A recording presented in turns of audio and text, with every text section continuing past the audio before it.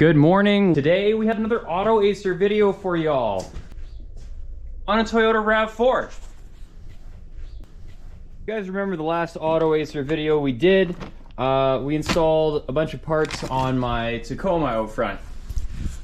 Bonus news for those that follow the channel, we actually got the transmission and we're getting back to the Autoacer stuff.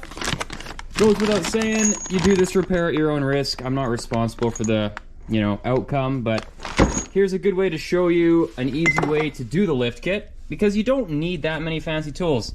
You can see I definitely don't have a professional workshop here, but you don't need a professional workshop either. A little bit of grit. We got, this looks like a strut top spacer, and there's new studs that come with the kit.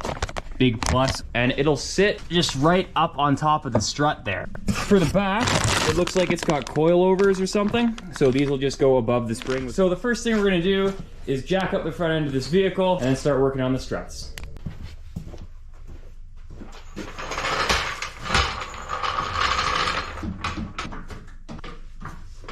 $19 millimeters.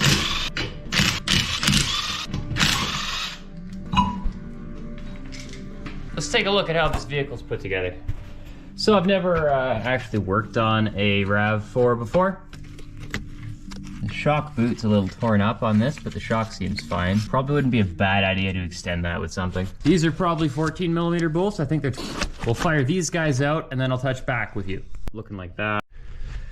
To get the brake lines off, it's just a 14 millimeter bolt in here and it holds both of them in at once actually, which is kind of sweet. So your ABS and your brake line. And now we'll work on this.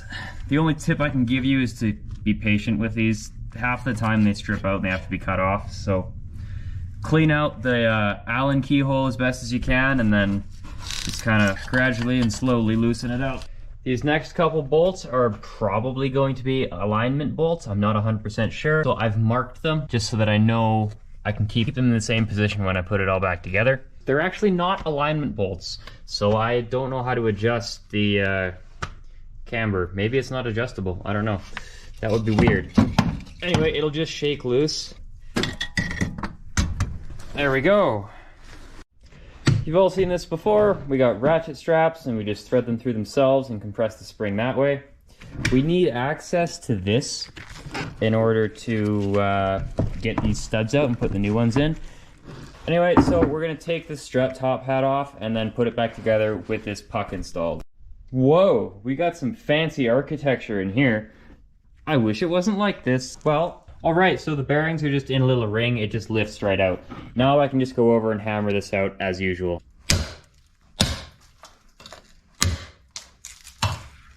Nice and easy. Then we gotta take our new pins and basically just put them in the same hole as the old ones were.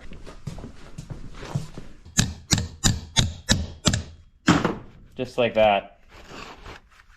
Nice and flush. You can give it a couple taps on the other side too. They don't need much. They already fit and they're not like a super crazy tight fit. They're all held together by compression when it's in the vehicle anyway. So now that we got those in, we can put our bearing ring back. Might not be a bad idea to throw a little bit of fresh grease in here just because it's open. There is a little spacer under the nut. Remember to retain that. Pop your cap back on, and that's basically it. That's the only reason you need to compress the springs, is just so you can get this on and off easily. And then we can just slide this right on. I'm gonna put the spacer on top just for shits and giggles. And then you can bolt that back into the car. It's a simple puck lift kit. It's the same way they lift lots of vehicles that have struts and stuff. Maintains the spring rate, just makes the strut taller. So this is what it looks like when you got it set in the car. I like to do these ones, just get them threaded in a couple rungs so it holds the strut for you. And then put this guy in. Ideally we would have replaced this, but we didn't have this part, so it is what it is. I'm gonna try and wrap something up here and secure it with zip ties just to keep water off of it. Make this shock last longer. But anyway, we just gotta tighten up these 22s, put the brake stuff back together, put the tire on, and reconnect the end link, and then we'll be good to go. Start on the back. One last thing to mention here, when you're doing this, anything that connects to the shock is going to be affected. We didn't have much of an issue attaching the lower part of the suspension because it droops. But doing stuff like this sway bar end link, it is off by exactly the height of the lift kit. So a lot of people do this if they're going to be off-roading their vehicle, so they just get rid of these altogether. But if you do plan to use it on the street, you should get shorter end links, or just cut yours and weld it back together to make it the proper length. Because right now these won't fit, and there's really no way to do it. In the future, Autoacer could supply correct length end links with these kits, just to make it a complete unit, I guess. Back is much the same as the front. You start by taking the wheel off. What you need to do now is compress this spring more than it already is compressed. This is a fairly tough part of it. I'm going to use probably 4 ratchet straps to accomplish that. And then you just slip your puck in at the top and you're good to go. It's pretty simple, but we'll show you how it's done. You got to start by getting rid of the bolt in here so you can drop this away. Apologies folks for the different video. We're now using my phone because my camera's battery died. But I feel like for these types of videos, you're not so concerned with image quality. It's more of an instructional thing. So anyway, once you get it dropped down like this, you just have to pop this bolt out that runs through the bottom of the knuckle assembly, kind of in here. Then you can readjust your ratchet straps, square it up, make it nice. It just helps to get the majority of the compression done while it's compressed within the vehicle's suspension. You can even, if you're really keen on doing this, before you jack anything up, if you can wrap this up and tie it down when the vehicle's weight's on it, you'll have to do even less compression and it works even easier. But anyway, all these kits is a little puck, basically, suspension thing, and it sits in there. It grips around this, so that's what keeps it sturdy. This only acts in compression, so there's no need to really use aluminum. A lot of kits use polyurethane because it's lighter, there's no corrosion issues, it's also cheaper. And plus it helps to seat things nice because there's a touch of give, which means the spring, any little imperfections, things that aren't perfectly level or square, whatever, they'll kind of smooth it out and settle in nice. So we're gonna take this and we're gonna put it back up in here. So once you get it all aligned, it helps to put a floor jack underneath to kind of push everything up into place.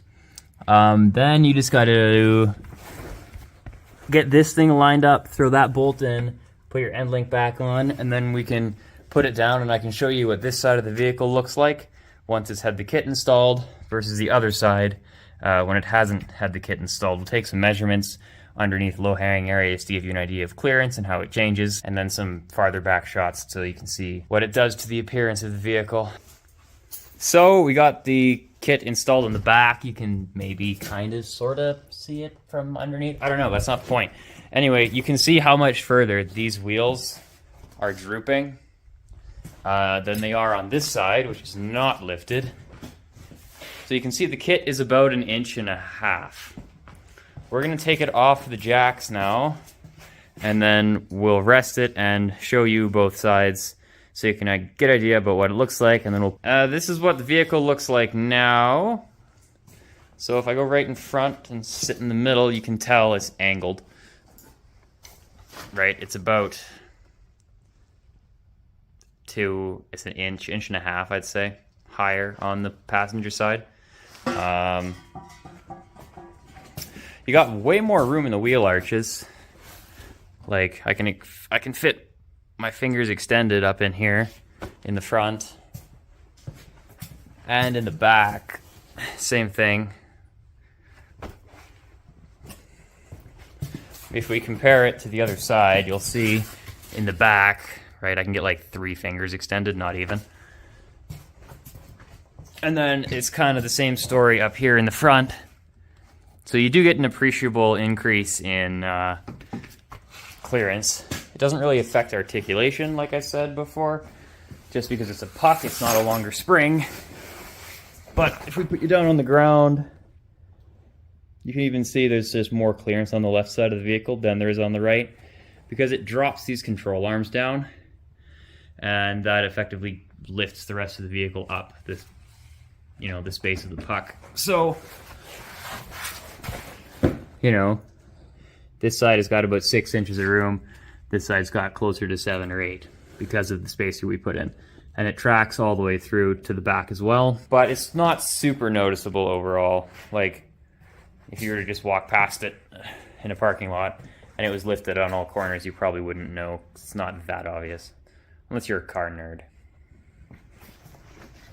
This took about 2.5 hours, I think. I started about 11, now it's almost 2. So not too bad. The hardest part, honestly, is compressing the springs. That's all for this video. Thanks for watching, folks. If you want to see more like it, subscribe to the channel and follow along. Bunch of automotive stuff coming down the pipe, because we got a whole bunch of broken old farm vehicles we're fixing. Anyways, I'll see you in the next one.